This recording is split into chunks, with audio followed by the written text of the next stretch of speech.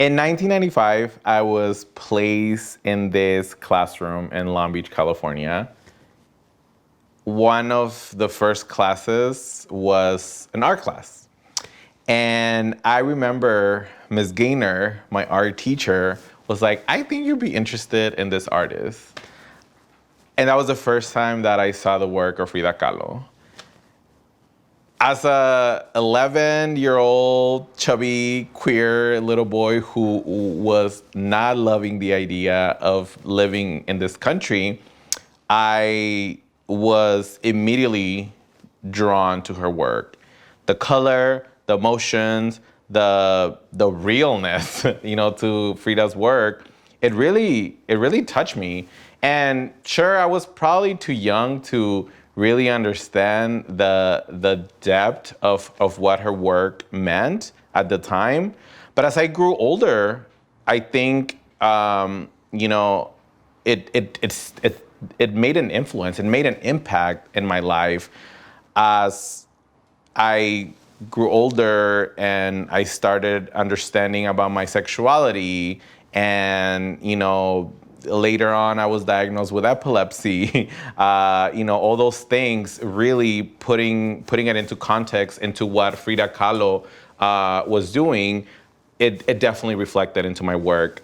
I believe that she really made it okay to show those parts of you that you might not be comfortable with, that people might deem ugly in you. The way that Frida was able to make something beautiful out of something that society deemed ugly really resonated with me because, being in gay clubs and seeing all these posters of, fit gay men, it does something to your mind. And a couple of years later, somebody, a good friend of mine was looking at my art and he was like, have you ever heard of Emory Douglas? And I was like, I don't think I have. He was like, let me show you his work. And of course I seen his work. So Emory Douglas did all of the artwork for the Black Panthers. Really what he did, he depicted Black people in a way that was dignified, in a way that was revolutionary. He wasn't interested in, showing this portrayal of Black people as, docile, but in the contrary, he was like, nah, we're gonna be confrontational about this. He was really being intentional and being like, I'm not gonna be afraid of you. If anything, you gotta be afraid of the power that we have as people. I'm only following a tradition of artists who use visual artworks to change the narrative and switch it up a little bit. And the fact that it's not what people are expecting you to see is what really made a big impression.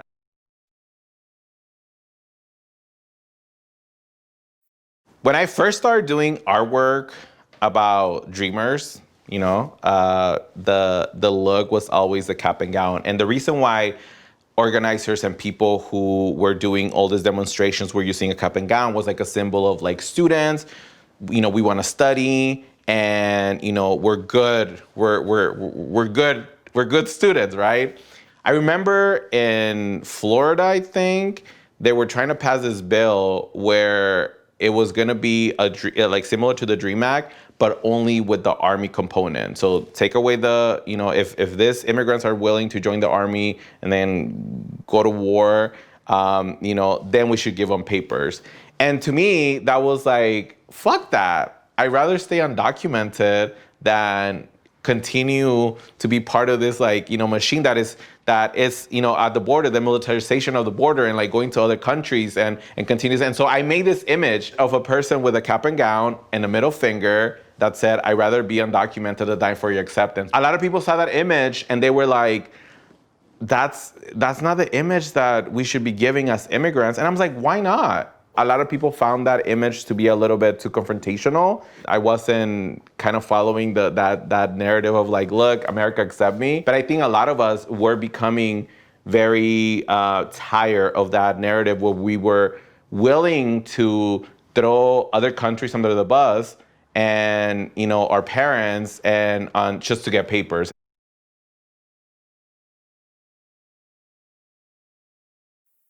I remember two people that came up to me and they said, Julio, you gotta queer up your art. And that's Jorge Gutierrez and Johara Carrillo.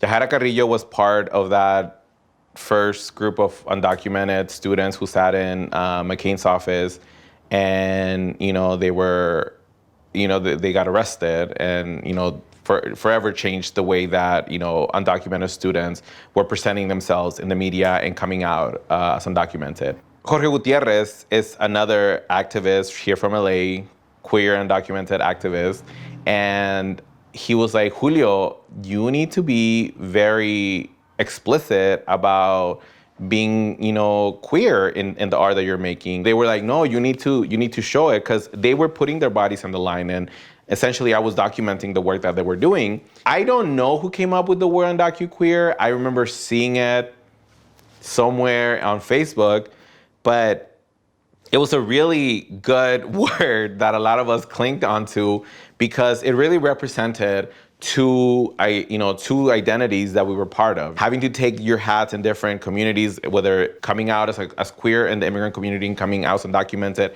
in the queer community. When you identify as UndocuQueer, you're like, I don't have to tell you anything else. The way that I started making these images was I posted on Facebook.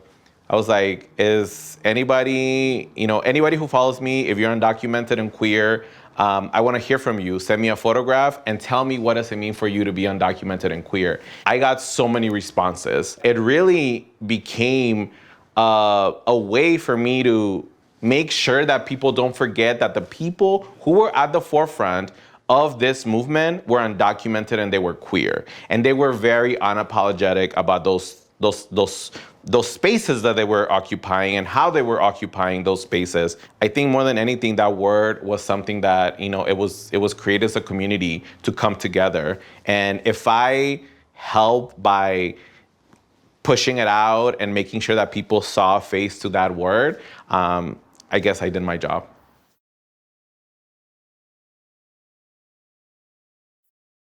Similar to UndocuQueer, I think the term artivist is, the mixing of two worlds. The reason why I had an issue with just being named an artist is because the people that I met when I was taking some art classes, they were people who wanted to be artists to find themselves. I felt that I was like, I know who I am. If anything, I need to speak about who I am. So when you're creating art that is labeled as artivist work, is where you use your work as a tool, your artwork as a tool, to voice out things that are affecting our communities. I sometimes do use that term artivist, but I've come full circle and really embraced the artist term. And the reason being is because if you look at the statistics of artists, who are self-identify as an artist, majority are straight men, white. And so by me claiming that artist, role, that artist label, I'm really claiming the validity of my work, not what other people think, but like me, and like saying like, this is a piece of art that eventually somebody, hopefully in many years to come from now, they will hopefully have the same experience that I had when I saw Frida's work. When I saw the Exit to the Gift Shop documentary, I got really excited because it was a documentary, whether it was fake or not, a piece of work, however you want to label it. It focused on the work that Banksy and Shepard Fairey were doing out in the street. They were really using the street as a canvas to showcase, some things that, are going wrong with the world, right? Like, I was a fan. But then I started thinking about my status as an undocumented immigrant artist. And I was like, if I go out in the streets as a bald-headed Mexican, my experience with the cops are gonna be different than two white men, who are putting out art out there in the world. Around the time that I started like kind of sharing my work through blogs, Facebook and Twitter were kind of like, going on, they became really popular. And ironically enough, the wall on Facebook became my place where I was sharing artwork. And the fact that a lot of us who are undocumented in different parts of the country, that's how we met each other. That's how I was able to, give them my artwork, and they were sharing it and they were putting it in their profile pictures. And it really became a new way to share artwork. I didn't really need a gallery. I didn't need to be out in the streets. The fact that Facebook and Instagram and Tumblr exists, it definitely evened out the field of who gets to make artwork, and not just that, but whose artwork gets to be seen.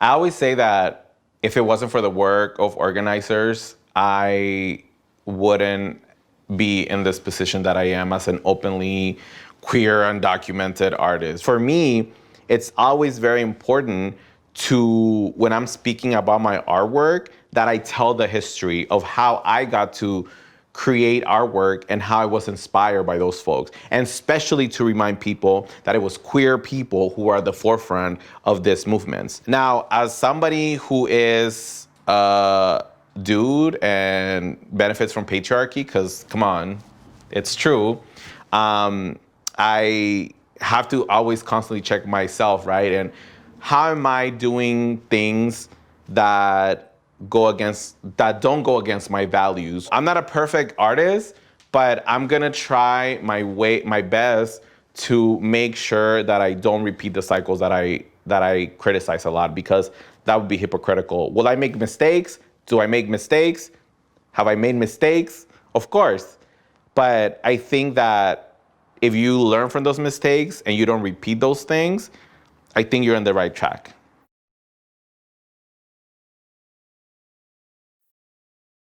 Growing up, TV was my best friend. I think that many of us who come here at a young age and, TV shows, Hollywood, it becomes a way of us to learn English. It becomes like our second teacher, right? To learn the language. To me, what I loved about those shows was that the characters were they were so, you could identify with them. You could, almost like grow up and be like, if you're watching Sex and the City, I'm a Carrie or I'm a Samantha or whatever. But they were all white, and clearly I don't look like any of those people. These sitcoms were really popular, and people could identify with those shows, especially people of color identifying with shows with white characters, because they were two-dimensional characters. They had writers who knew and had friends who looked like them, and they were able to write for them. In the back of my head, I always was like, I wish like one day there was like a show about a brown person who's maybe undocumented, maybe has an immigrant experience, maybe it's a little queer, basically me. When there's roles that are, that are meant to represent the undocumented experience, I'm never really happy. But that's because you never have undocumented people behind in the writer's room or running a show. As I'm kind of moving, in my art and, kind of going from different mediums, I think I'm being called by Hollywood in my delusional self. And why Hollywood? Well, Hollywood, I think it's a place where people who are not really in academic circles or in, social justice circles, that's how they learn about the other. More than anything, my dream is to make sure that people see a different idea of who an undocumented person is. I remember when I was little, my parents used to take me and my sister, and whenever my family would visit from Mexico, they used to take us down to the Hollywood Walk of Fame. To me, the fact that a lot of us who are undocumented living here in LA had Hollywood in our backyards, but very rarely do any of us make it, not just in front of a camera, but behind the camera. To me, it's very like, I don't understand it. That's not how LA looks like. Hollywood should actually be way more diverse than it's already beginning to be. I hope that, maybe one day I will be able to talk about how this show that I created, kind of changed somebody's life.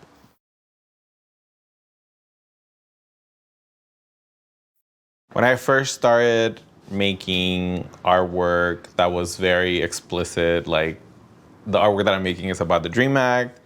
I wanted to make sure that there were different, that I wasn't just focusing on folks who happen to be Mexican and undocumented, right? I wanted to make sure and get folks who don't necessarily get the opportunity to tell their immigration story. The sketch that I have here is an image that I made of my good friend Heldáy from Chicago. You weren't seeing a lot of Muslim folks, telling their story as undocumented immigrants. And so I wanted to make sure and include that part. People coming out of the shadows, that idea of coming out of the shadows came out of Chicago.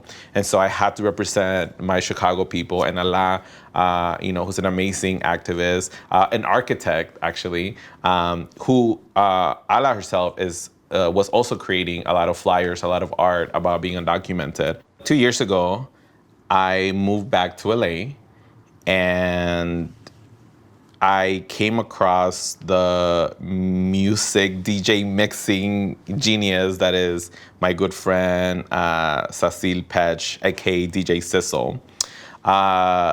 DJ Sissel and Norma Fajardo are two friends who are undocumented, two badass mujeres, who started this space called Cumbiaton.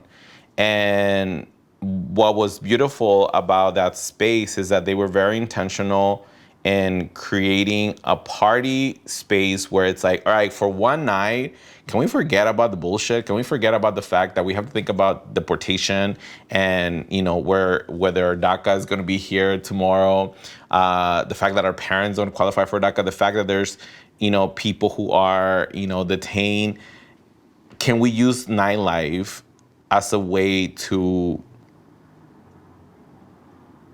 be in space together? Sissel always tells a story that the night that 45 got elected, a bunch of people got together and she threw like a little party, like a little, backyard party, or they went for drinks. I don't remember the exact story, but basically there was music and alcohol involved. And so for her, she was like, I need to make sure to continue making these spaces. And so I saw that from afar, and I was like, of course, I went, I saw their flyers, and I was like, yo, Sissel, can I help with the flyers? Like, I love what you all are doing. And it reminded me a lot of what the club kids in the 90s were doing. Like if we remember in the 90s, during a time where for queer people, it was a tough time, like people were dying. And in the midst of this, thing that was happening, they were still getting together, and the music was bringing them together. And so I started making their flyers, and I wanted to make sure that every single flyer, had a femme-presenting person, because for me, growing up, women, femmes, were always had my back. This drawing came around the time that DACA was being sort of, they were like, it might be taken away, it might not. And so the flags you can't really see, but the flags are the rainbow flags. You can see the final piece. It's like the rainbow flag and the US flag. And it's basically me representing an immigrant at the border being hung. And this I dream, this kind of hook, it's like a bubble, and it's like a hook, going through my body. And this idea that what's the cost of the American dream, right? Like, is it worth my humanity?